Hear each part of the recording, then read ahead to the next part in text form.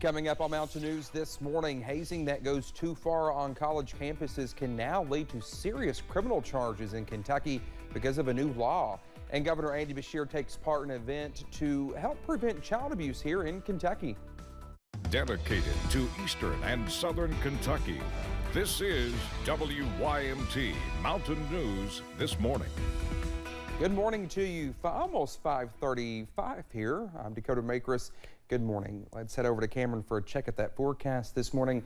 And Cameron, thankfully this morning, you're not tracking any rain like you were last evening, yesterday morning. Same difference. Same difference. Yeah, no rain out there this morning, but we are watching out for possible showers later on today. But your Tuesday morning commute looks to be in pretty good shape, although it is a little bit chilly out there. Here's a live look right now over in Rowan County at I-64 in Moorhead. Current temperature 37 degrees and a few people waking up in the 30s this morning. 34 for Irvin, 41 for Jackson, down to 39 here in Perry County, and 42 over in London. So we are waking up a little bit chilly in spots, so some of you may need the jacket out there. But up on radar, we're looking at a clean sweep, and that will continue for much of your morning. But we are watching out for possible showers, especially into this evening. High temperatures today, a little bit cooler, middle to upper 50s, and then more cool air is on the way for midweek, and then possible thunderstorms by Friday. All those details coming up in just a little bit. All right, Cameron, thank you.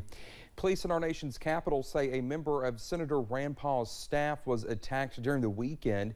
They say he was out walking around 5:15 Saturday afternoon when another man jumped out from behind a corner and stabbed him multiple times before running away. The staffer was taken to a hospital for life-threatening injuries. Police identified the suspect as 42-year-old Glenn Neal. He was arrested and charged with assault with intent to kill using a knife. Southern Kentucky deputies say they have found the body of a man reported missing. Last week, the Laurel County Sheriff's Office began searching for 35-year-old Joshua Hagel after he was reportedly last seen on St. Patrick's Day. But on Saturday, he was found dead inside of a car off of West Line Creek Road. That's about 7 miles outside of London. Someone passing by found him. His body was sent to Frankfort for an autopsy. Deputies do not believe his death is suspicious.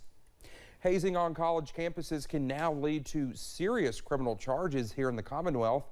A bill that was named after a University of Kentucky student who died in 2021 was signed into law on Monday. It's called Loftons Law. WYMT's Phil Pendleton has more on what led to the law and what it includes. A Kentucky family has been pushing for changes on college campuses since October of 2021. My son's gone, and we can't bring him back.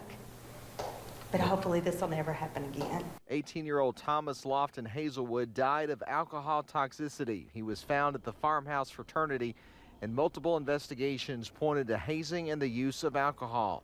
Senate Bill 9 makes hazing that leads to death or serious injury a felony. Governor Beshear signed the bill into law today. It's a phone call nobody ever wants to get. And we hope this never happens to anybody else again. Several investigations took place after Hazelwood's death, many of them focusing on numerous instances of hazing at the farmhouse fraternity. The local chapter's status was revoked. Tracy Hazelwood says she speaks to high schools about the dangers of hazing. She says knowing that it could lead to a crime could change the culture at fraternities. So I just hope when you know that there's a felony looking at you, hopefully it's just going to be fun, brotherhood, friendship. Children and young people that go to college should be have the ability to have a great time in college and not have the fear of hazing that has been so prevalent over the last many years. The law also states that reckless participation in hazing can lead to a misdemeanor. In Frankfort, Phil Pendleton, WYMT Mountain News. Well, a scholarship has been named in Lofton Hazelwood's honor that students from Henderson with an agriculture major can apply for. April is Child Abuse Prevention Month, and yesterday the governor and advocates took part in a kickoff for the good of children. The event involved the placing of pinwheels in front of the state capitol to symbolize the number of children younger than 4 in Kentucky. The governor says it was one of the largest crowds he'd ever seen for a kickoff event like this. Part of this year's initiative encourages people to take the Lean on Me pledge. To be able to allow all our community partners to lean on us when they need help. That's what we're here for. We're here to support all of Kentucky. We're here to support all of Kentucky's children. The event also included the governor signing several bills that deal with youth and children, including one that clarifies incest and another that states child sex offenders cannot come within 1,000 feet of schools, daycares, or other children's facilities. Today marks 8 months since the historic flood, and one Eastern Kentucky organization is ending its flood relief efforts. Aspire Appalachia and Breathitt County said last week because of depleted funding, it will no longer provide flood relief assistance to the area. This announcement comes after the organization helped numerous flood survivors like Widge Harold with getting materials to rebuild. I mean, there were several people that did help, but as far as the government agencies, Aspire Appalachia helped me very, very much more than anyone else did. Well, following the flood, Aspire Appalachia helped to provide flood survivors with subflooring, drywall, and other materials needed to rebuild homes. The organization says it is unsure as to whether it will offer the flood relief program again in the future. Well, now that we are officially in the spring season, it's time for to start working in your gardens.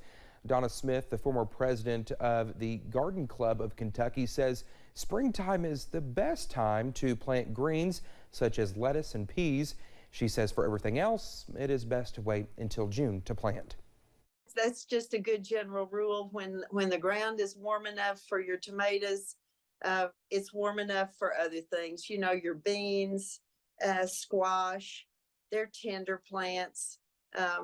So just anything that you want to grow, plant it. Well, Smith also says garden season is a great outdoor activity for families. She says kids learn a lot and enjoy seeing their seeds turn into food.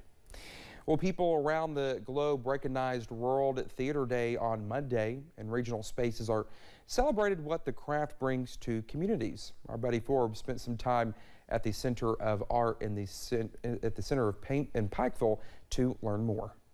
Some say it is a magical space unlike any other. I kind of call the Appalachian Center for the Arts the unicorn of the arts world. A stage where everyone's story is given the spotlight. That we always want the app to be seen as an open, inviting place. We want every person, whether they're 5 years old, whether they're 95 years old, to come in and be comfortable and be able to express themselves creatively. Pikeville's Appalachian Center for the Arts brings theater, education, music, outreach, and more to the region, celebrating the wide array of art found in Appalachia. A theater is all about storytelling, and that's what Appalachian people are at their heart. They are storytellers, and so the idea of theater being in Appalachia just makes sense. From school programs to staged productions, the facility is more than just a theater. Maybe they're a little different. They can celebrate that. Maybe they find, things that they have in common with other people. And those who help the show go on say they do it for the future of the region, for art, for advocacy, for Appalachia. There's been so many kids that have just found their voice in theater, in the arts, and to be able to have a space that they can come and explore what those talents are is very important to not only their talent as an artist, but also just them as human beings. Because that's why the theater is there. In Pikeville, Buddy Forbes, WYMT Mountain News. Daniel says there's always something for everyone to get involved in at the center. You can find out more about the space and its upcoming events at the apparts.org. Well, straight ahead this morning, Sir Elton John and Prince Harry make a surprise appearance at London's High Court in support of a lawsuit against one of England's most prominent newspapers. We'll have the reason why when we come back. Plus, we are tracking chilly mornings by midweek and possible storms by Friday. Your full first alert forecast coming up.